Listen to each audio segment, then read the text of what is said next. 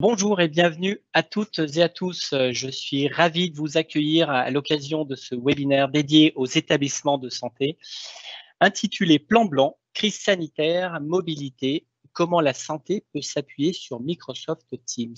Je suis pour ma part donc Jérôme Dubois, responsable du marché santé chez Progélis.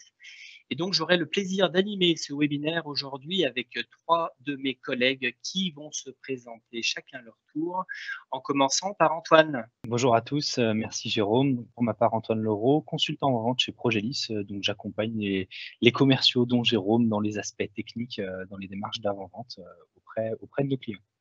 Bonjour, Burnichon Vincent, je suis team leader du pôle Business Apps sur Lyon. Donc, je m'occupe de toute la partie SharePoint, mise en place des intranets et aussi toute la mise en place de Teams et des sujets de gouvernance et comment appliquer les bonnes règles pour que l'outil fonctionne très bien dans l'établissement public comme privé.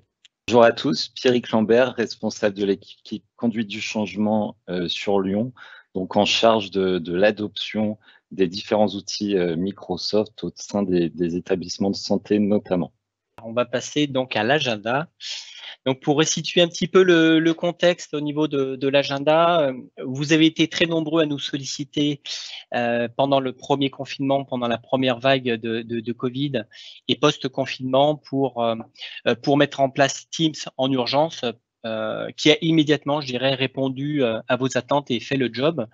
Et donc, avec l'arrivée de cette deuxième vague, vous êtes encore très nombreux à avoir des questions en suspens sur, je dirais, comment s'appuyer sur Teams et sur le numérique globalement pour faciliter la gestion d'une crise sanitaire, organiser le plan blanc ou alors mettre en place un dispositif de télétravail. C'est ce que nous allons voir aujourd'hui en démarrant avec un cas d'usage très concret qu'on souhaitait avoir, vous faire part de retours d'expérience. Donc, un cas d'usage autour de la gestion d'une crise sanitaire. Ensuite, on verra de quelle manière également Teams peut faciliter le travail en mobilité ou mettre en place un dispositif de télétravail pour la continuité de service. Élément très important, c'est l'impact des changements côté utilisateur et savoir quel dispositif et comment accompagner mes utilisateurs dans l'adoption, je dirais, des nouveaux usages sur l'utilisation de Teams, globalement de la solution.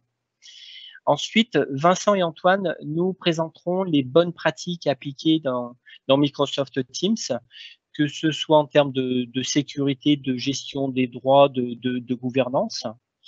Et en fin de session, nous aborderons les questions-réponses, notamment des questions qui ont été posées lors de votre inscription à l'occasion du webinaire. Et enfin, pour terminer, pour aller plus loin, on vous fera part de, on va dire, quelques conseils et initiatives de Progélis autour de Teams pour vous accompagner dans votre réflexion ou dans vos usages. Voilà.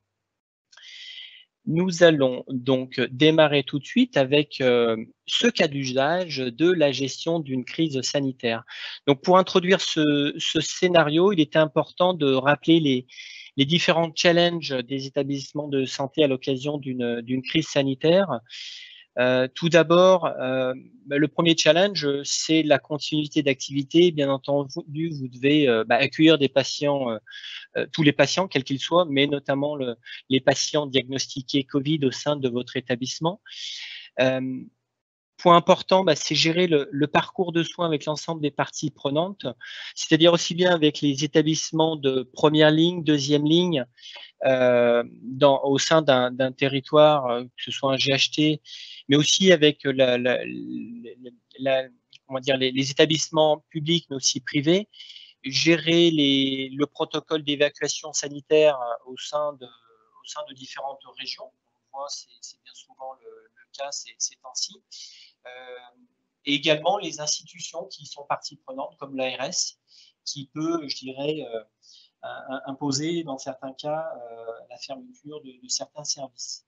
Donc, troisième challenge, on y vient justement, c'est vous devez faire face à cet accueil de patients et revoir un petit peu le dispositif de soins. Donc, notamment lorsque vous devez fermer la chirurgie ambulatoire pour réorganiser les services de réanimation, de soins intensifs, donc pour la prise en charge du patient. challenge très important, c'est côté RH cette fois-ci, c'est gérer les astreintes du personnel soignant, gérer les plannings des différentes équipes, trouver également des dispositifs pour mettre en place des solutions de travail ou de travail en mobilité.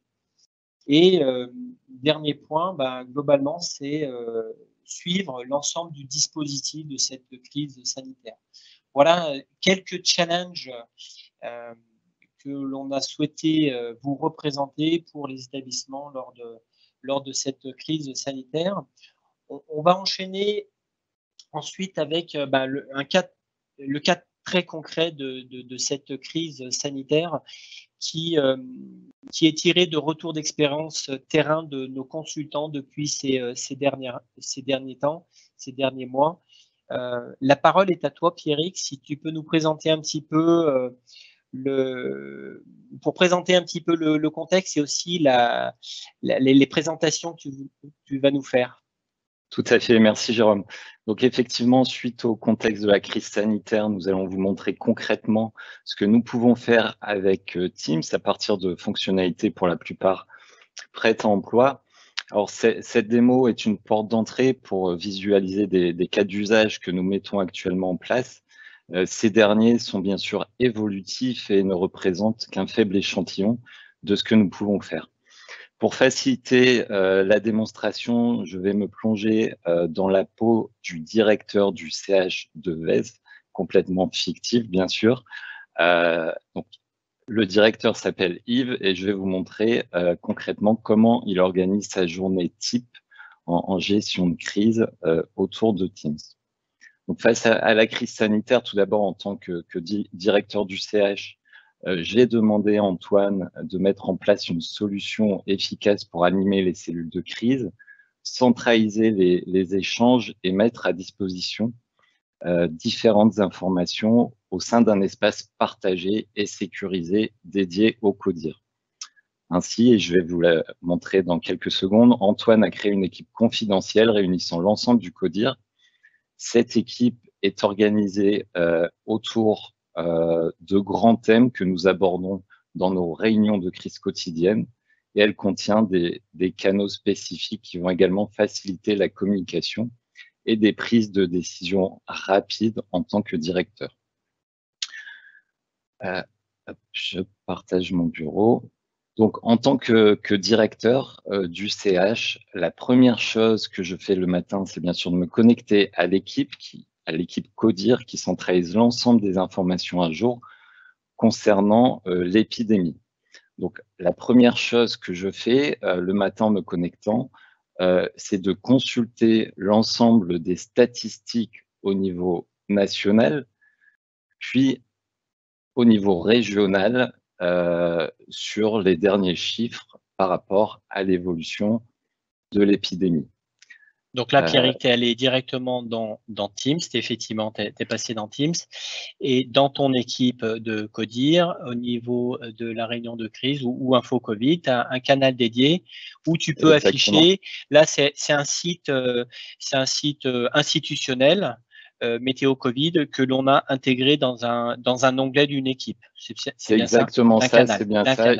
Il suffit tout simplement de sites Internet, de sources reconnues sur Internet que j'ai tout simplement intégré dans ce canal dédié. Super, super, ok. Tout à fait. Ensuite, ce qui va m'intéresser, bien sûr, c'est des statistiques au niveau de mon établissement, le CH de Vez. Pour ceci, j'ai un onglet spécifique dans lequel j'ai intégré des tableaux de bord, donc directement consultables par l'ensemble des membres du CODIR. Dans ce premier tableau de bord qui est construit avec Power BI, vous pouvez voir des statistiques cumulées au sein du CH depuis le début de la crise, mises à jour en temps réel.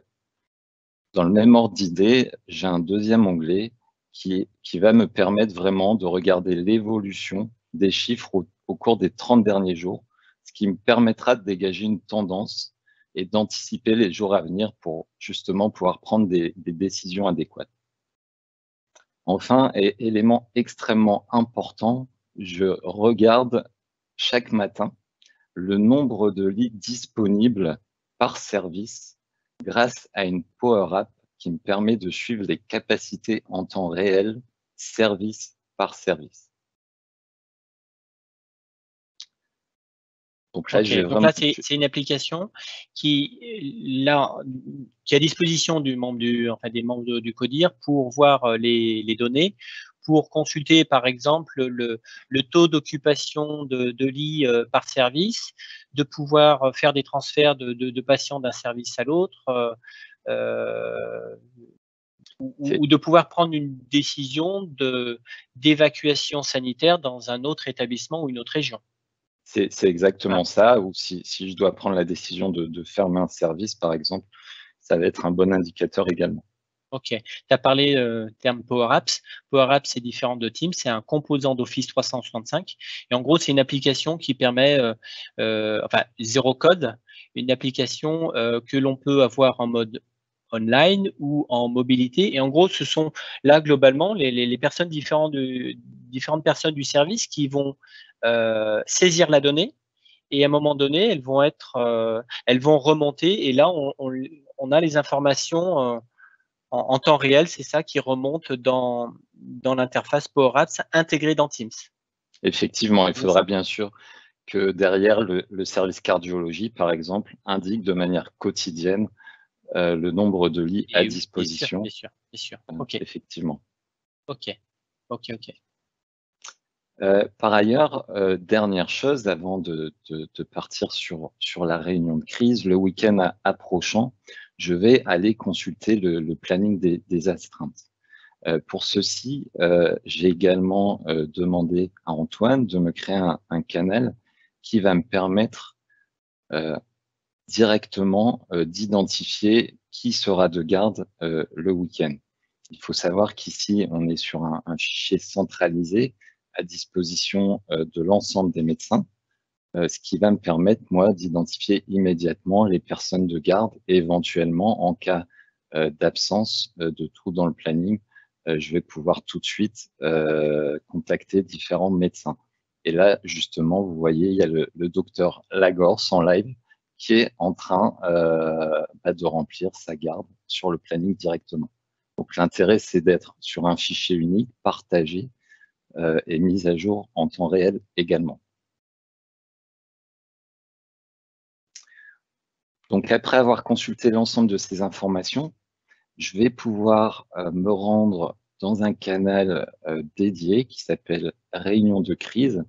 Alors, ce canal va permettre à l'ensemble du CODIR de rejoindre notre réunion quotidienne de crise qui est fixée à 8 heures tous les matins, sans avoir à chercher un lien ou une invitation Outlook. Alors, avant de me connecter, la première chose que je fais, pardon, j'ai un petit problème d'affichage. Pendant qu'effectivement tu as ce petit problème d'affichage, j'ai une petite question concernant la disponibilité des lits. On a montré la Power Apps. Est-ce que c'est directement relié au logiciel métier de l'organisme? Je ne sais pas si Vincent, tu veux répondre plus sur la partie Power Apps, notamment au niveau de la source de données. Tu peux aller chercher l'information où? Alors, pour le moment, dans cette démo et dans cette maquette, c'est une Power Apps déclaratif. Du coup, c'est les infirmiers ou les infirmières ou les corps médicaux qui vont directement renseigner une fois le matin, une fois l'après-midi, les champs dans l'application pour définir s'il y a des lits qui sont disponibles ou non.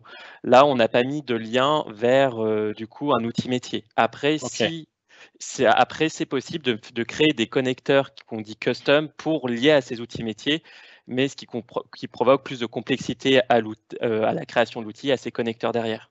Ok, la Power Apps là qu'on a développé pour un client, un établissement, c'était de la saisie directement de données par les utilisateurs ou cadres de santé ou chefs de service, et pas une connexion avec une application existante. C'est bien ça? Tout à fait. Ok.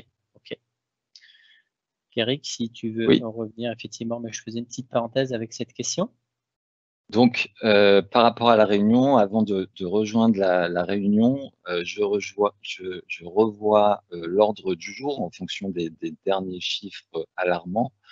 Donc, cet ordre du jour est à disposition de l'ensemble des membres du CODIR. Et également, j'ai une petite partie en dessous qui va permettre au cadre de santé de soulever certains points la veille, où justement je vais pouvoir immédiatement identifier des points à aborder lors de nos réunions de crise. Alors pour être sûr que ces points ajoutés soient bien renseignés, ce que je fais, c'est que chaque soir, en tant que directeur, donc j'envoie un petit message à l'ensemble des membres du CODIR, ainsi qu'à l'ensemble des cadres de santé, leur demandant de remplir l'ordre du jour. Et en fait, ça, je vais pouvoir le faire d'une part, bien sûr, si je publie mon message directement ici, l'ensemble des membres du CODIR en seront avertis. Et de même, je peux tout à fait imaginer envoyer ce message auprès d'une équipe spécifique qui serait une équipe intégrant l'ensemble des cadres de santé qui ne sont pas forcément membres du CODIR. Et à partir de là, ces personnes auront également mon message.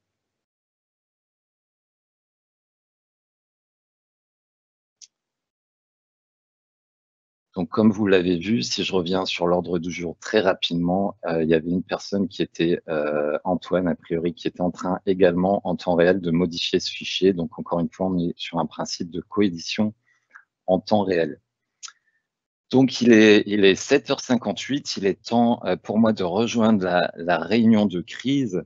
Avant ça, une nouvelle fois, pour m'assurer que l'ensemble des membres du CODIR soient bien connectés à 8h, je vais pouvoir, dans ma nouvelle conversation, envoyer un message qu'on appelle message push qui va permettre de leur envoyer une notification tout simplement en utilisant la fonction arrobase. Là, je vais pouvoir appeler le nom de mon canal. En fait, ça va tout simplement envoyer une notification aux membres du CODIR. Donc, ils auront au niveau de leur bureau une notification les invitant à rejoindre la réunion.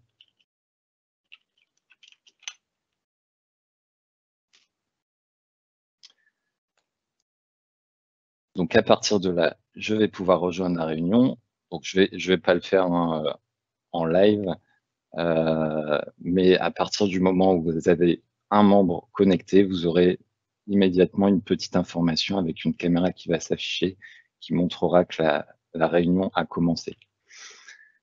Donc, imaginons pendant la réunion, je prends la parole, je présente les chiffres à jour de l'établissement, une présentation des entrées-sorties Covid, le nombre de lits disponibles en réa, etc., etc. Certains indicateurs sont alarmants et nécessitent de prendre une décision difficile. Alors pour ça, vous pouvez tout à fait imaginer procéder à un vote avec le CODIR. Imaginons, je propose de suspendre les visites et de fermer les portes au public. Pour entériner cette décision, je propose un vote, par exemple, à main levée. Il faut savoir que pendant une réunion Teams, vous avez une fonctionnalité qui va vous permettre de lever la main, ce qui peut faciliter des votes assez rapidement. Vous avez également la possibilité d'utiliser un outil directement dans ce canal, qui est un outil qui s'appelle Forms, qui va vous permettre également de procéder à un vote ou de publier des formulaires, des questionnaires ou autres. C'est très bien, notamment aussi pour la fonctionnalité de sondage très rapide que tu peux faire de manière très simple et publier dans un fil de discussion également. Exactement, vous avez cette possibilité directement également dans les publications. Toujours grâce à la fonction arrobase, vous pouvez appeler l'application Forms, directement poser votre question. Alors, hop. Par exemple, je vais mettre pour ou contre. Pour, contre, et là je publie. Et automatiquement, derrière, j'ai une question qui se génère et je peux visualiser les résultats en temps réel. Donc, vous voyez, là, j'ai d'ores et déjà une personne qui a voté contre. Voilà, donc vous pouvez imaginer beaucoup de choses, hein. On peut aussi mettre en place des liens anonymes pour certains types de votes à partir de Forms. Alors, suite à notre réunion, par rapport aux informations et au vote qui a été entériné, je dois préparer un communiqué avec notre responsable communication à l'ensemble du personnel du CH, indiquant la fermeture de nos portes au public. Alors pour ça, j'ai un canal dédié qui s'appelle communication interne. J'ai tout d'abord un premier onglet qui s'appelle ici élaboration, qui est tout simplement à nouveau un lien vers un outil qui s'appelle OneNote, qui va me permettre d'éditer mes différents communiqués. Pareil en collaboration, donc là on pourrait imaginer que je travaille directement en live avec la responsable communication. Ce qui est très intéressant avec OneNote sur les communiqués, c'est que vous pouvez vraiment les organiser de manière très simple, tel un classeur. Mais vous pourriez aussi tout à fait imaginer un Word, par exemple, si vous préférez travailler directement avec Word. Une fois le communiqué prêt et validé par mes soins, je vais demander à la responsable communication, et je peux le faire moi-même également, de publier ce communiqué à l'ensemble du CH, à l'ensemble de nos collaborateurs. Pour ceci, je vais tout simplement faire un copier-coller. Je vais me rendre dans un onglet que j'ai demandé à Antoine de créer qui s'appelle Communauté Covid, qui va en fait me renvoyer vers un outil me permettant de publier des informations à l'ensemble des membres du CH. Donc là, vous voyez, j'ai publié mon communiqué, par exemple, et ce communiqué est visible de l'ensemble des membres du CH. Là, en fait, si vous voulez, on n'est plus vraiment dans Teams, on passe par un outil qui s'appelle Yammer, qui va permettre de toucher l'ensemble des collaborateurs. Ok, par contre, là, toi, tu vois le fil de discussion propre à la communication, communiqué de presse, enfin, pardon, communiqué interne sur des consignes sur la crise sanitaire. Ça s'affiche, toi, directement dans un onglet de ton équipe et dans un canal, toujours en étant dans ton Teams.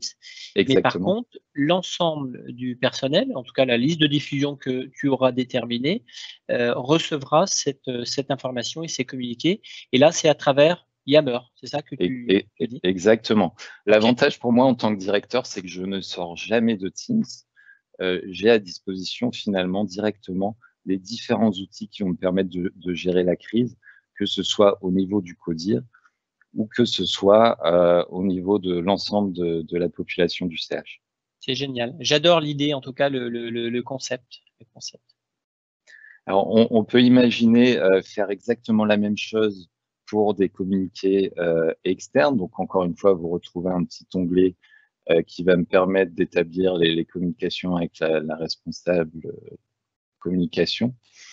Et puis derrière, on pourrait tout à fait utiliser un outil qui s'appelle Sway, qui fait également partie des outils Microsoft 365, qui vont nous permettre de mettre en avant des communiqués sur le site internet de l'établissement, par exemple, avec différentes informations.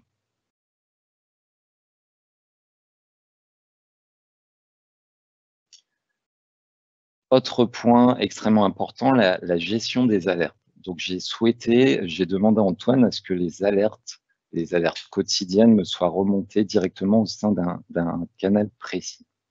Alors pour ceci, donc j'ai demandé à Antoine de me créer un canal spécifique qui s'appelle lanceur d'alerte, et j'ai demandé à l'ensemble des membres du CODIR de justement m'envoyer toute urgence à travers ce canal.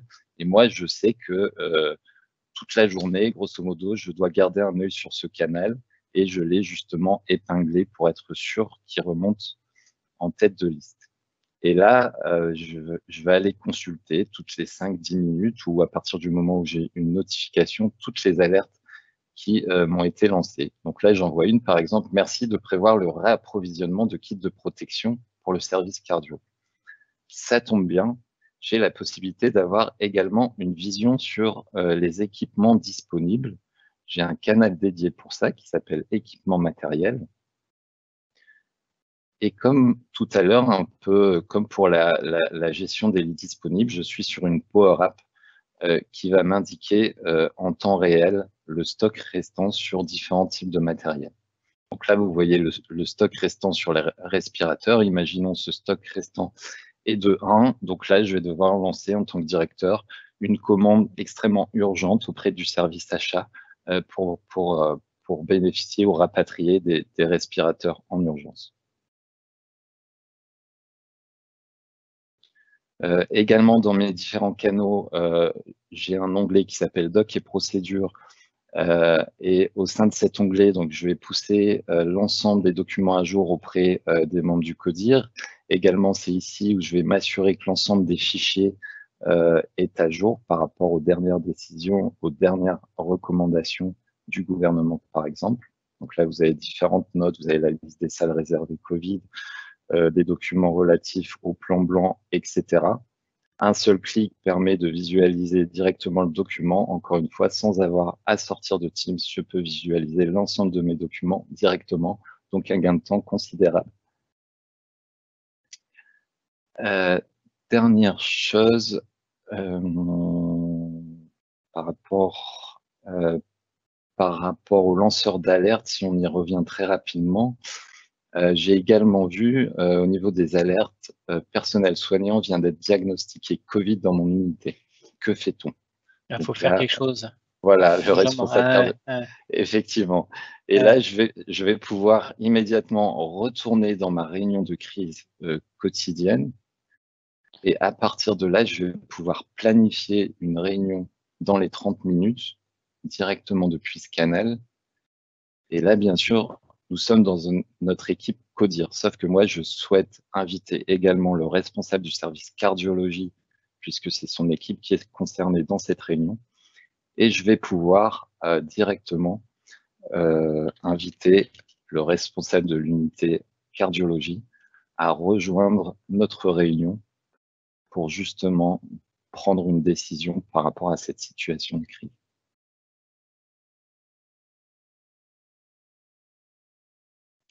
Enfin, dernier canal que je ne vous ai pas encore montré, c'est un canal privé, vous le voyez par rapport au petit cadenas qui est sur la droite.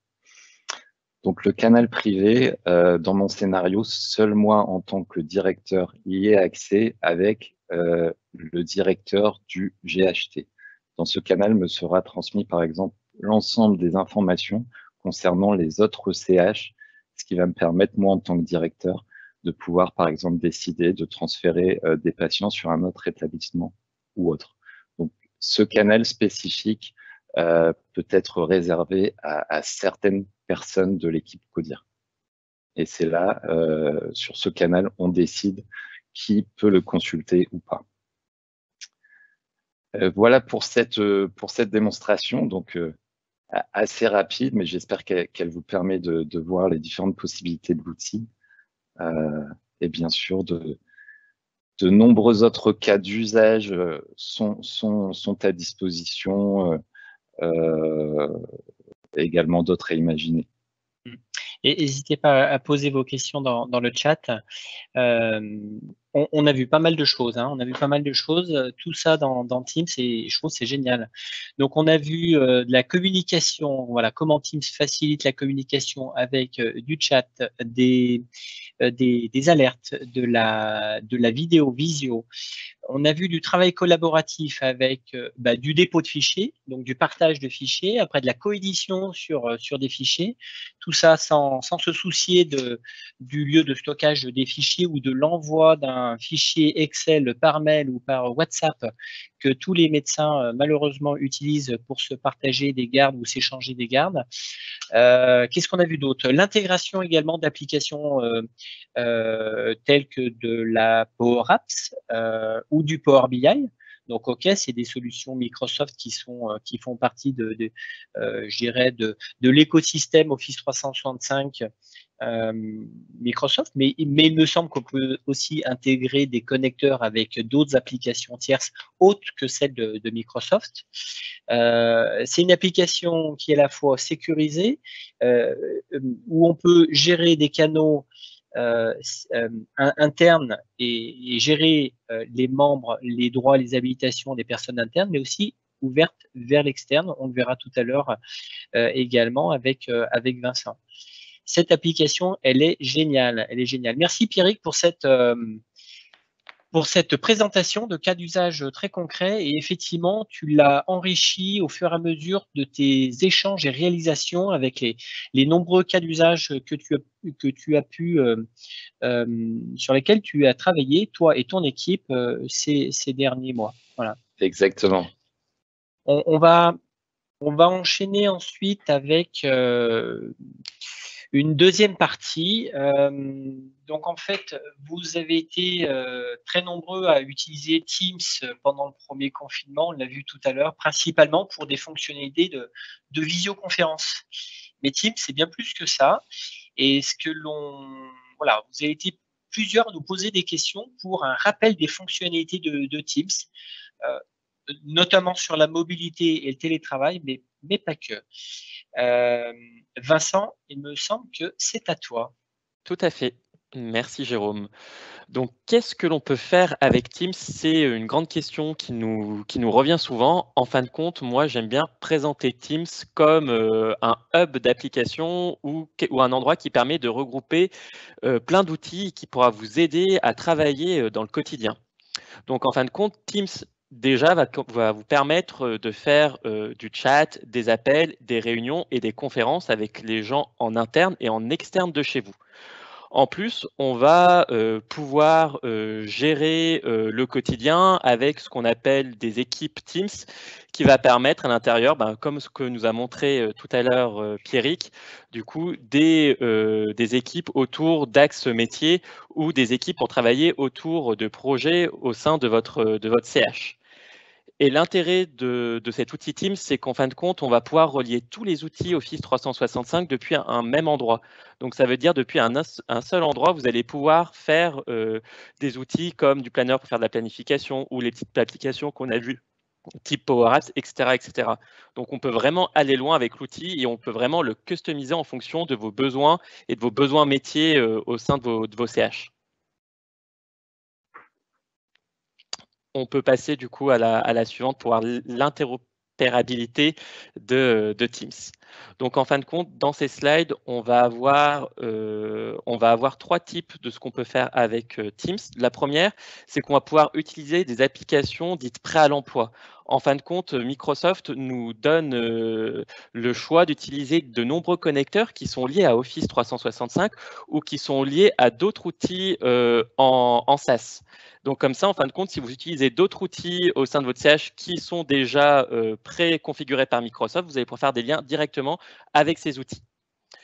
L'autre cas d'usage qu'on peut avoir, c'est l'augmentation de périmètre de Teams avec l'utilisation d'applications comme Power Apps pour créer des mini-applications, l'utilisation de l'outil Power Automate pour créer des flux automatiques métiers. Donc, par exemple, quand je clique sur un bouton ou quand je vais écrire quelque chose dans Teams, automatiquement, je vais envoyer un mail pour prévenir tout le monde que j'ai mis quelque chose de nouveau. Ou autrement, utiliser ce qu'on appelle Power Virtual Agent qui permet de créer des mini-robots qui, en fonction de ce qu'on va écrire dans une conversation, va nous répondre pour nous aider à trouver une information plus rapidement. Ou bien utiliser l'outil Power BI qui va permettre de nous faire des tableaux de bord interactifs comme on a pu voir dans la démonstration de Pierrick. Et après, quand on part sur quelque chose de beaucoup plus complexe, on peut développer des applications dites professionnelles. On va étendre Teams avec des outils, avec du code, avec du Visual Studio, avec des kits de ressources que Microsoft nous donne à disposition en utilisant des Web API pour vraiment faire du custom et du très personnalisé pour votre besoin. Donc, on est vraiment sur une plateforme qui peut commencer du basique sur du très développé, du très spécifique pour vos usages. Est-ce qu'on a des prérequis, notamment pour l'intégration d'applications en mode SaaS, autres que celle de Microsoft, puisque dès lors qu'il s'agit de solutions Microsoft, ça paraît assez simple de pouvoir les intégrer, assez courant. Mais si on veut intégrer des applications métiers ou une application SaaS, est-ce qu'on a un protocole ou un prérequis particulier ? Du coup, tout ce qui est intégration, qui est en dehors d'Office 365, doit faire une demande à nos équipes. Et là, on va étudier pour voir si déjà un connecteur est existant. Et s'il n'est pas existant, comment on peut créer un connecteur dit custom et pour voir si on a accès à ce qu'on appelle des web API ou des choses comme ça, qu'on peut requêter l'outil SaaS ou l'outil en interne chez directement le client. Mais ça, c'est des études spécifiques à faire. On ne peut pas répondre comme ça à cette question-là parce que tout outil peut être configuré différemment. Ok. On a déjà une liste de connecteurs, je dirais, standards qui sont déjà interopérables avec Teams. C'est ça ce que je vois sur la partie gauche. Ok, parfait.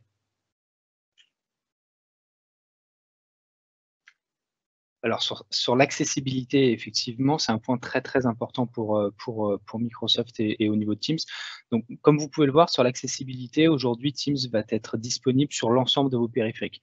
Donc, on va pouvoir utiliser Teams avec l'ensemble de ses fonctionnalités, à la fois sur des PC, portables, stations, mais également sur du smartphone, sur des tablettes, etc.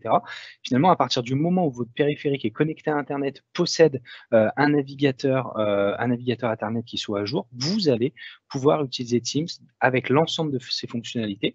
Donc, que vous soyez à vos bureaux, que vous soyez en télétravail ou que vous soyez en mobilité, vous accédez très facilement à l'ensemble de Teams et de ses fonctionnalités. Autre chose qui est intéressante au niveau de l'accessibilité, c'est qu'aujourd'hui, Microsoft apporte un soin tout particulier aux personnes qui sont en situation de handicap.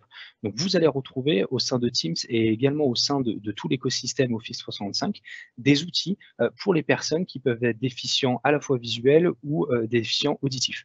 Pour la déficience auditive, on peut souligner dans Teams que vous avez le sous-titrage instantané de l'ensemble des réunions, des conversations que vous pourriez avoir en visioconférence ou en réunion. On va retrouver également des choses comme la suppression des bruits de fond. Donc, quand on est en télétravail ou en mobilité, qu'on peut avoir des bruits parasites autour de nous et donc empêcher finalement les personnes avec nous de bien comprendre ce que l'on est en train de dire. Donc, cette capacité aussi de Teams de supprimer une partie des bruits de fond.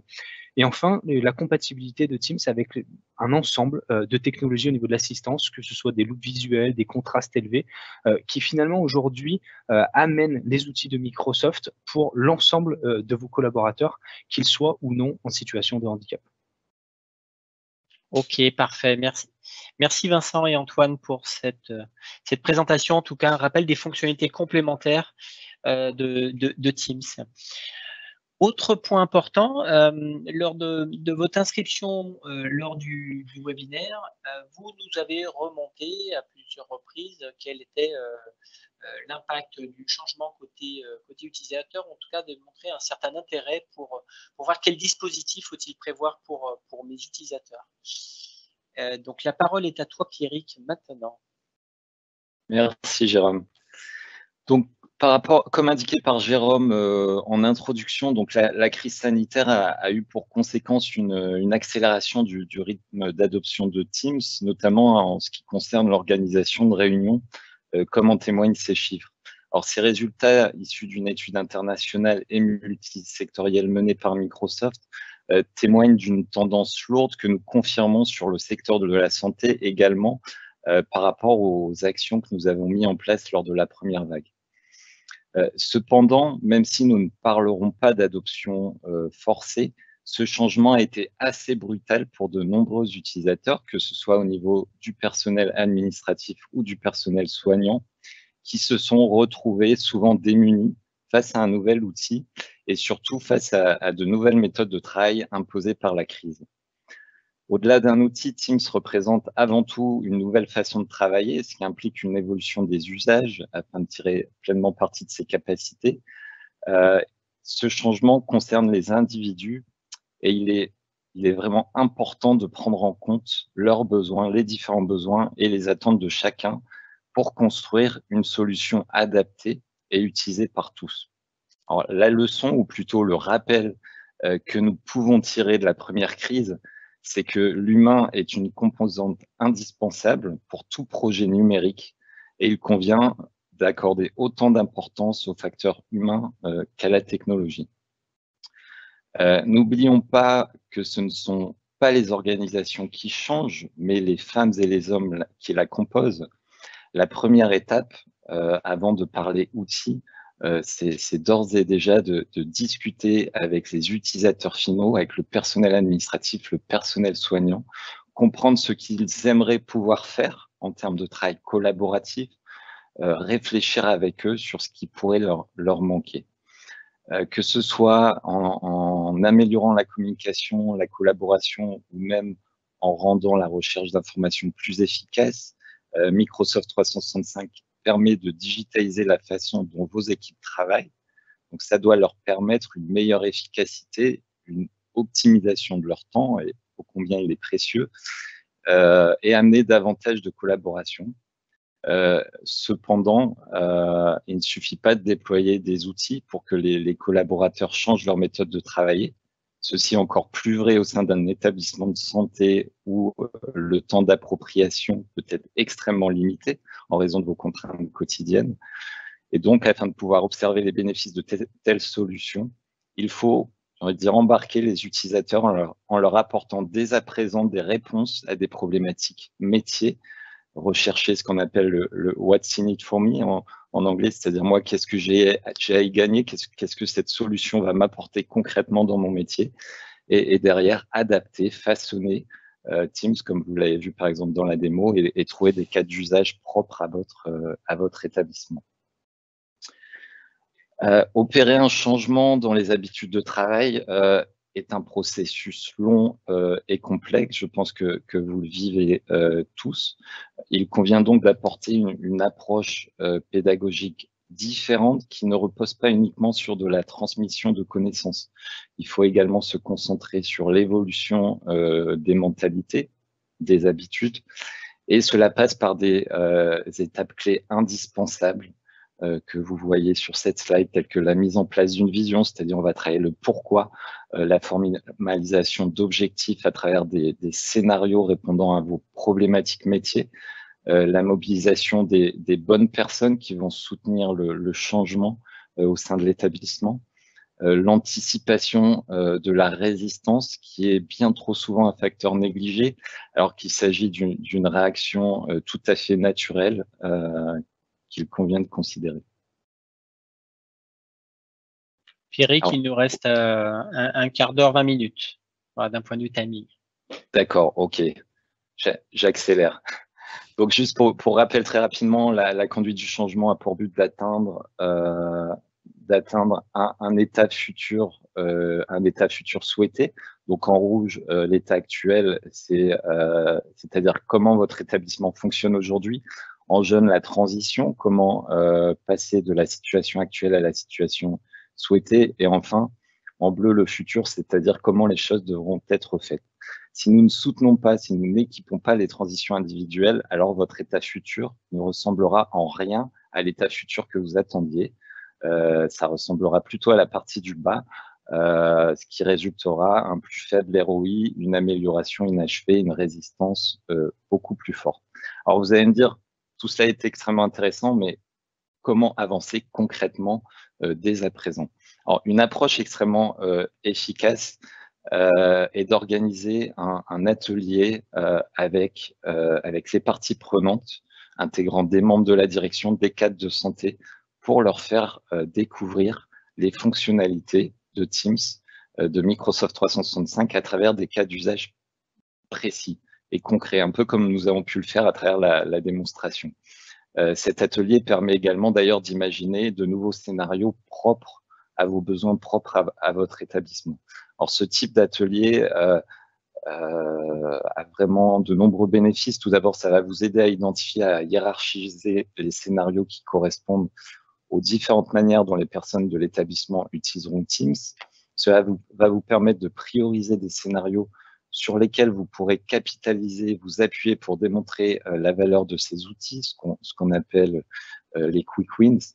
Et enfin, et surtout, j'ai envie de dire, ça va permettre de susciter l'engagement des parties prenantes de l'établissement grâce à ces exemples concrets et d'accélérer des prises de décision.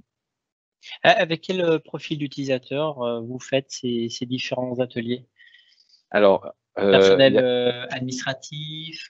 Alors, il y a souvent les membres du CODIR, et si on cite, donc il y a bien sûr la direction générale, la direction communication, la DRH. On demande à ce qu'il y ait des cadres de santé. C'est extrêmement important de donner la parole aussi au personnel soignant qui peut vraiment tirer des bénéfices de Teams. Et il faut les écouter. Et on se rend compte à travers ces ateliers qu'il y a des cas d'usage extrêmement intéressants qui peuvent vraiment les aider au quotidien. Donc, ce qui compte, c'est d'avoir une représentativité des métiers à ce niveau-là. C'est extrêmement important. Donc concrètement, je vais vous montrer rapidement quelques scénarios que nous montrons en démonstration lors de ces ateliers et que nous reprenons aussi lors des formations qui sont des formations basées sur la pratique. Donc là, par exemple, vous voyez un premier scénario qui concerne l'organisation de RCP, qu'on le retrouve quasiment chez l'ensemble de nos clients et que nous jouons souvent en formation avec les médecins. On a beaucoup de demandes sur ce scénario-là pour mettre en place Teams, pour organiser des RCP. Donc là, c'est avec des personnels soignants, CME, ce genre de profil d'utilisateurs. Exactement. Okay. Alors, on va peut-être pas dérouler tous les scénarios. Non, je prends le relais sur les deux scénarios. Celui-ci, on a été très sollicité. Alors, c'est pas récent, hein, c'est depuis plus de 2 ans, dans le contexte de GHT, sur la mutualisation de services achats pour pouvoir mutualiser des documents, des procédures, des appels d'offres et pour mettre en place un portail collaboratif au niveau de l'ensemble des services achats de chaque établissement membre du GHT. Et le suivant, le dernier cas d'usage, exemple de scénario, c'est les scénarios qu'on a développés récemment, notamment dans le contexte de la crise sanitaire, aussi pour organiser la gestion des CODIR. On y reviendra sur ta dernière slide, sur quelques retours d'expérience.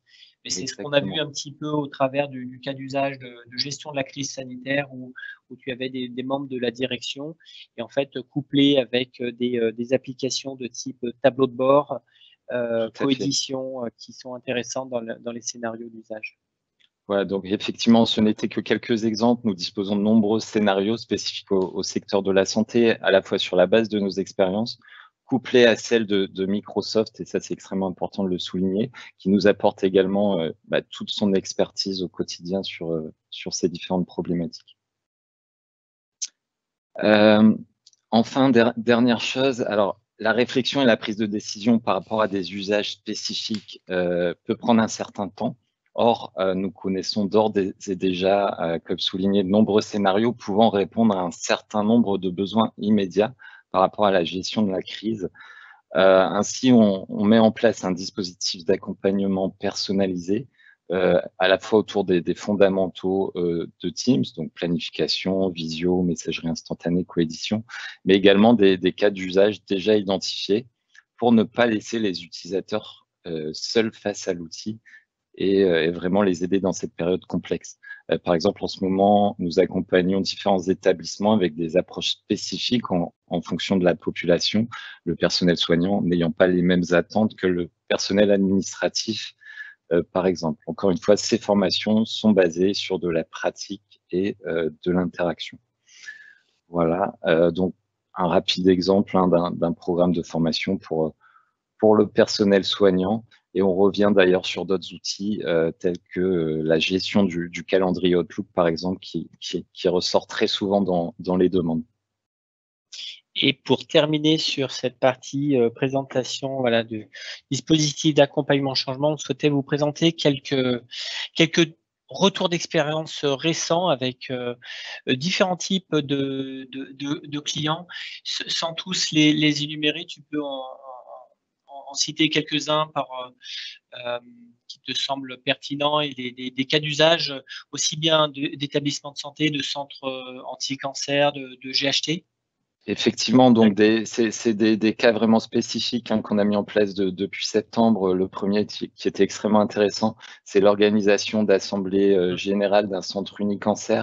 Donc en plus, on était sur un mode hybride, c'est-à-dire une partie des collaborateurs du centre était en amphi, une autre partie à distance. Donc Teams Live Event a permis de tenir ces assemblées générales et de les diffuser à l'ensemble des collaborateurs. On accompagne bien sûr beaucoup de codir, comme vous avez pu le voir dans les cas d'usage, mais de plus en plus aussi le personnel soignant pour les RCP, pour des gestions des astreintes, par exemple. Également accompagnement des équipes communication, et on sait qu'aujourd'hui c'est un sujet, c'est extrêmement important. Tous les jours, on reçoit des nouvelles informations qu'il faut publier à la fois en interne et à la fois en externe. Mutualisation des achats, on en a déjà parlé. Et enfin, dernier cas d'usage extrêmement intéressant, c'est accompagner une équipe de chercheurs pour vraiment favoriser, mettre en place Teams et favoriser le mode collaboratif, le mode projet. Voilà pour citer quelques exemples. Au top, super. Merci Pierrick pour ces partages de retours d'expérience très concrets. Et puis on l'a vécu, je dirais, au plus proche des préoccupations des établissements pendant cette crise de première vague et depuis le confinement. Tout à fait. On va enchaîner maintenant sur les bonnes pratiques, justement, parce que beaucoup ont démarré rapidement pour de la visioconférence. Allô Progelis, mettez-moi en place Teams rapidement, c'est bien, je veux de la visio, je veux organiser une visio pour les membres du CODIR, le DG il veut de la visio, c'est génial. Pour autant, il y a quelques bonnes pratiques quand même à respecter pour la mise en place de Teams en termes de gouvernance, en termes de sécurité notamment, et je vais pour cela adresser la parole à Vincent. C'est ça, yes. Merci. Et juste avant que tu démarres, je vais reprendre à la volée une question que tu pourras répondre, je dirais, lors de ton intervention. Sera-t-il possible de rajouter des personnes à certains canaux spécifiques d'une équipe, ou bien faut-il continuer d'inclure toutes les personnes possibles dans une équipe et restreindre les canaux? Voilà. Je répondrai à la question lors de la deuxième ou troisième slide qui est en rapport plus ou moins avec cette partie-là pour faire le lien.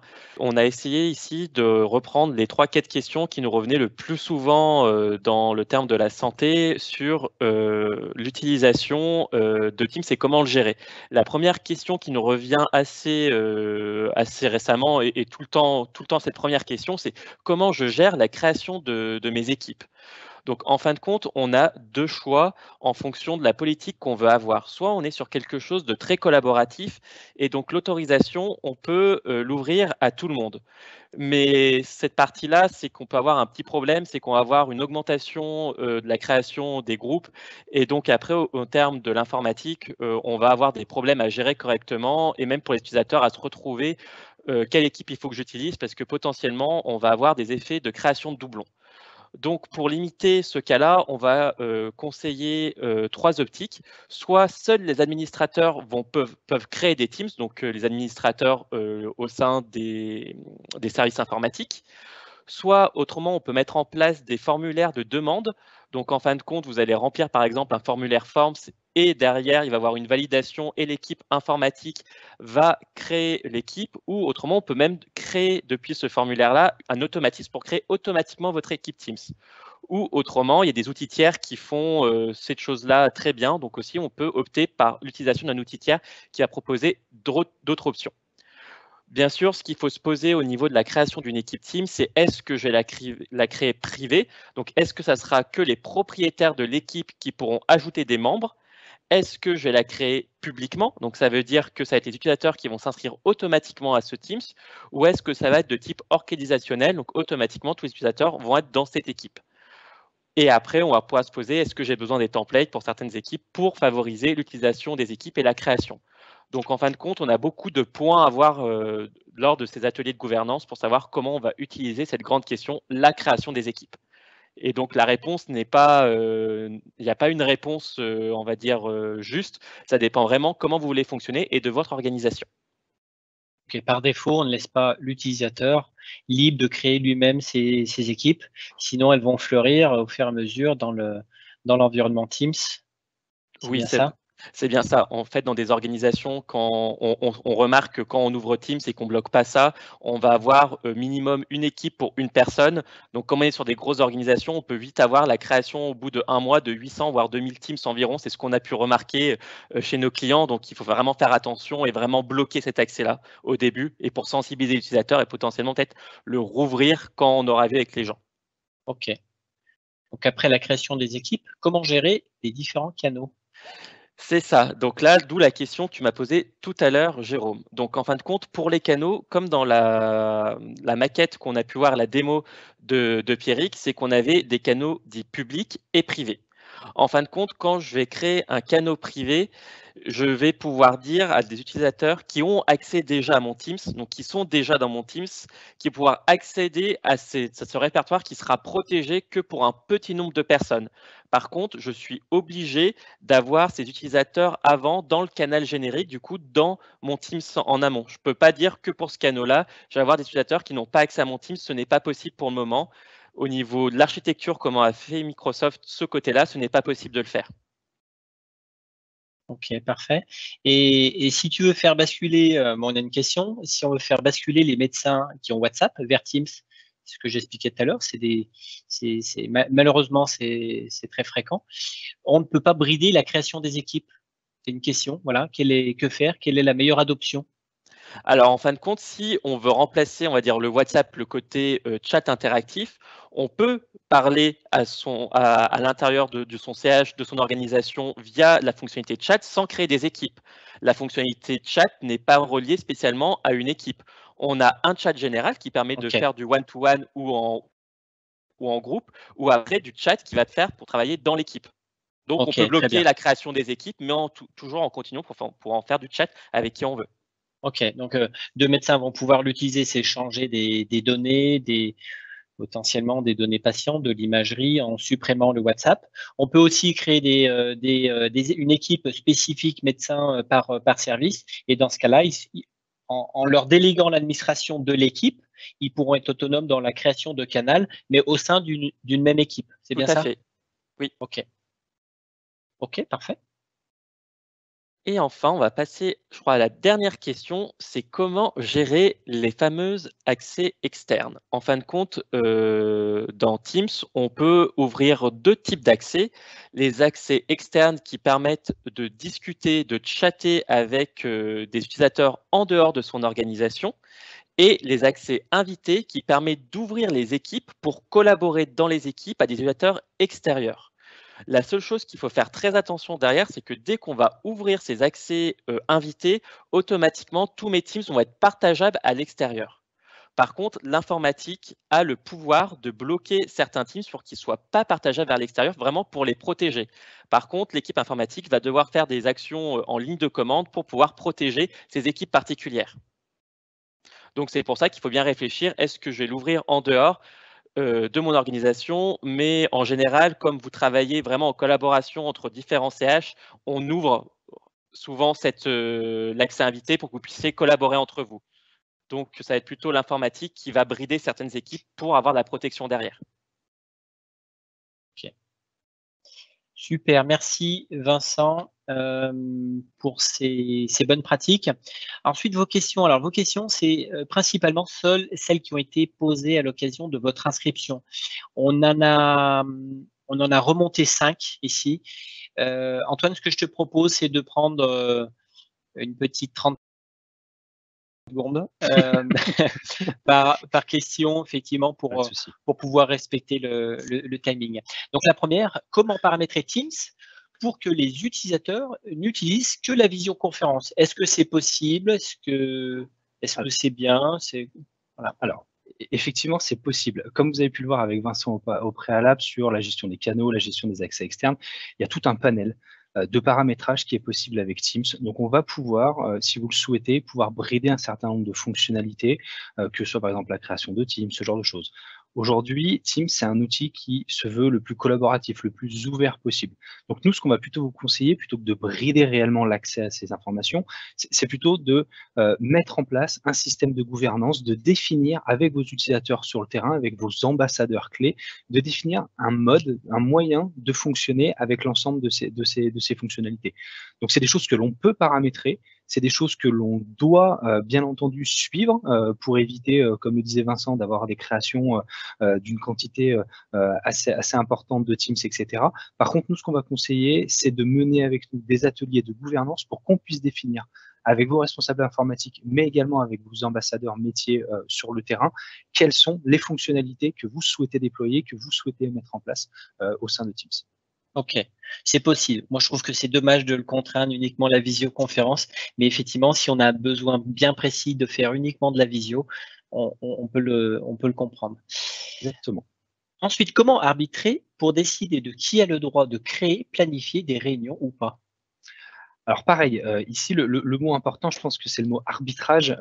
L'idée, encore une fois, c'est vraiment de vous accompagner en fonction de votre besoin, en fonction de vos différents cas d'usage, pour qu'on puisse définir des niveaux de sécurité, des niveaux d'accès, finalement, d'une accréditation à un certain nombre d'utilisateurs qui pourraient être en capacité de créer, de planifier des réunions. Donc là encore, c'est des choses que l'on peut facilement, si vous le souhaitez, vous accompagner sur ce sujet-là. C'est des choses qu'on peut facilement mettre en place d'un point de vue paramétrage. Encore une fois, il faut en amont bien définir les usages que l'on souhaite avoir avec Teams. Parfait. Comment sécuriser les données lors de la mise en place, la mise en œuvre de Teams?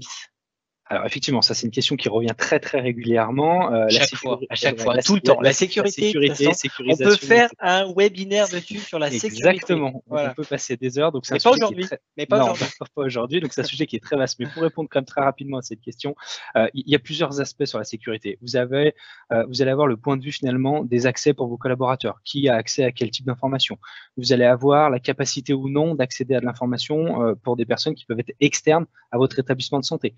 Vous avez également dans la notion de sécurisation où est-ce que sont stockées mes données, est-ce que les data centers de Microsoft sont bien conformes finalement aux recommandations légales d'un point de vue HDS, etc., etc.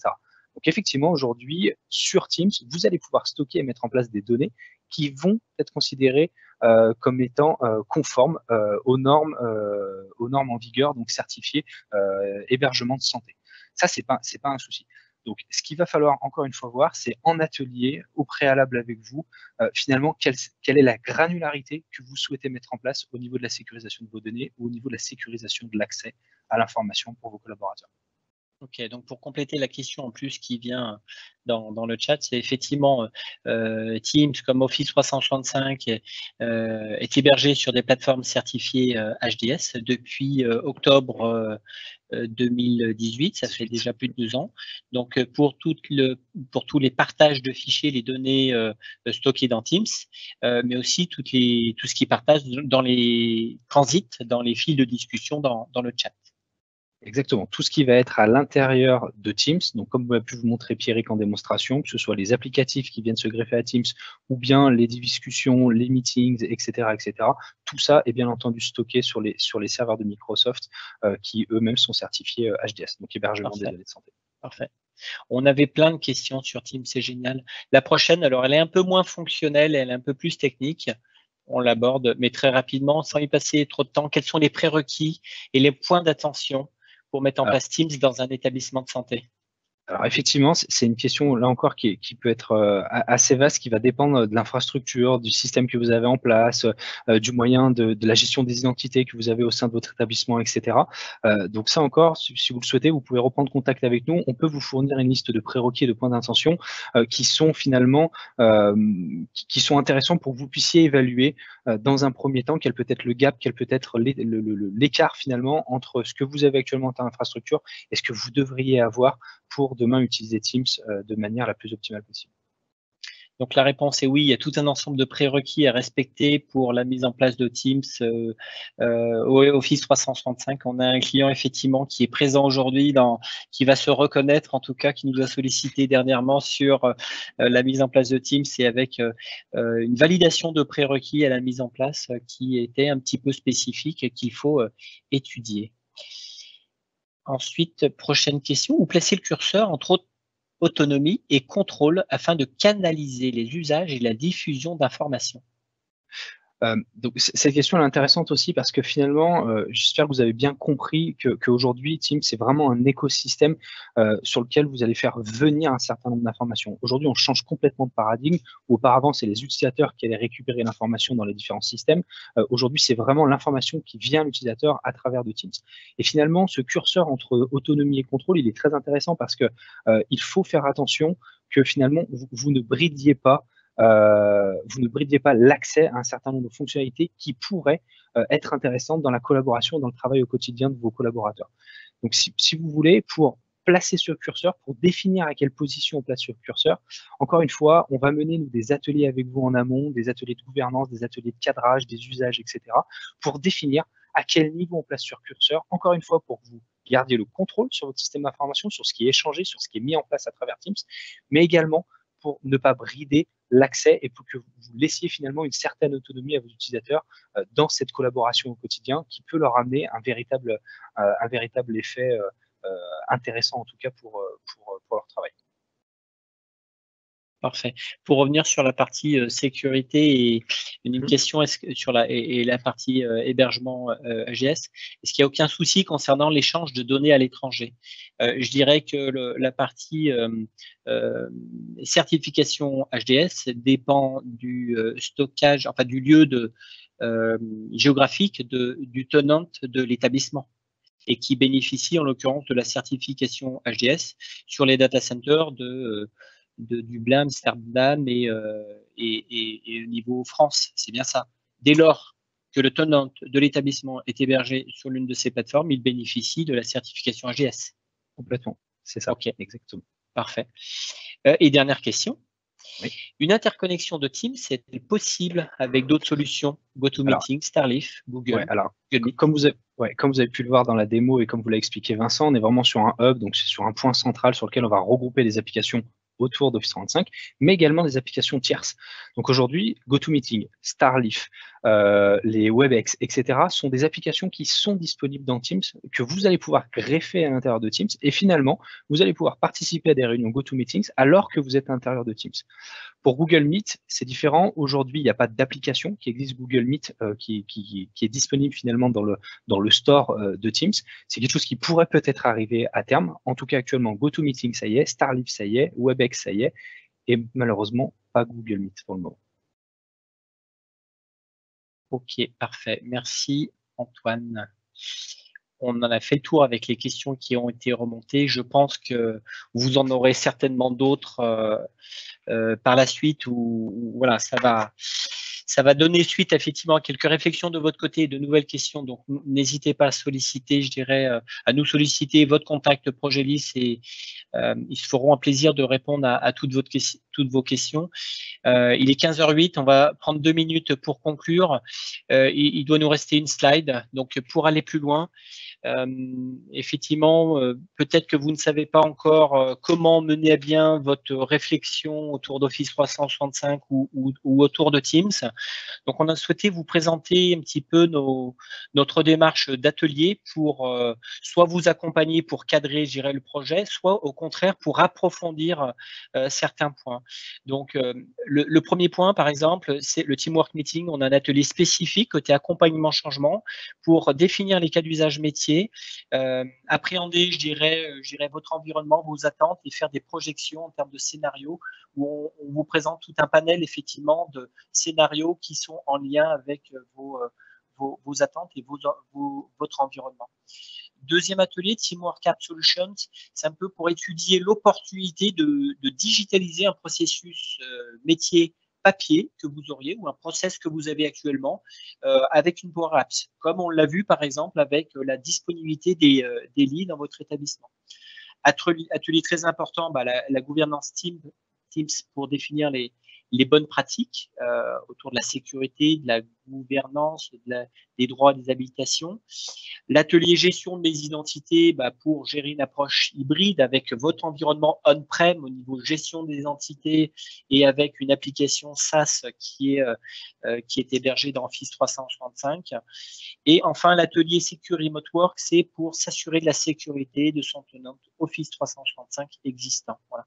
Il doit en manquer un qu'on n'a pas cité, qu'on a fait récemment, c'est l'atelier autour de l'organisation de Teams Live Event et je vois qu'il y a eu différentes questions là-dessus. Il ne me reste plus qu'à vous dire merci. Donc, un grand merci à tous les participants pour votre disponibilité et votre participation active à l'occasion de ce webinaire.